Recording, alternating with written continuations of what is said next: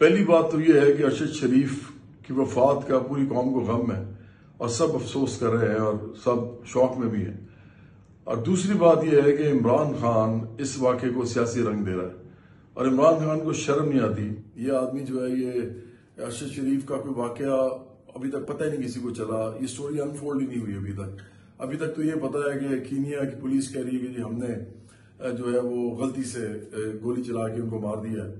لیکن عمران خان اور اس کی ٹیم میں سوشل میڈیا کی اور پھر اسد عمر ایک نہایت غیر ذمہ دارانہ جو ہے وہ بیان دے چکے ہیں اپنے ٹویٹر پہ.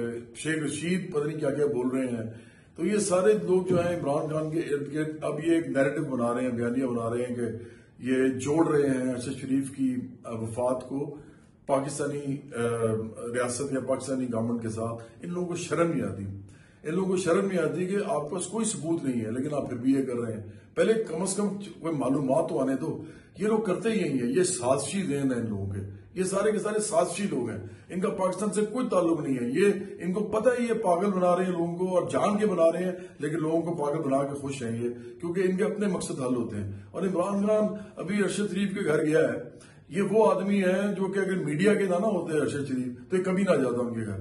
یہ صرف اس لیے کیا ہے کیونکہ میڈیا کے آدمی ہے اور اس کو پتا ہے کہ وہاں سے کوریج ہوگی اور پورے دنیا میں جائے گی. ادروائز اپنے دوست نعیم الحق کے جنازے میں نہیں آدمی گیا تھا کیونکہ اس کو کوئی فائدہ نظر نہیں آیا تھا. اسی طرح یہ ہزارہ کمیونٹی میں وہ لاشیں رکھے بیٹھے ہوئے تھے اور یہ نہیں گیا تھا وہاں پہ.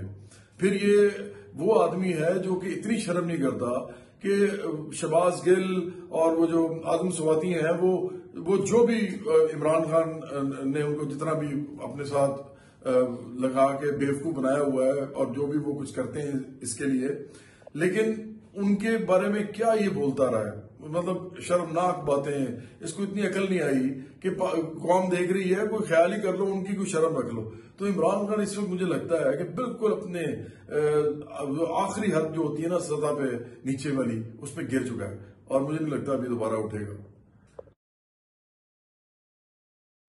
پہلی بات تو یہ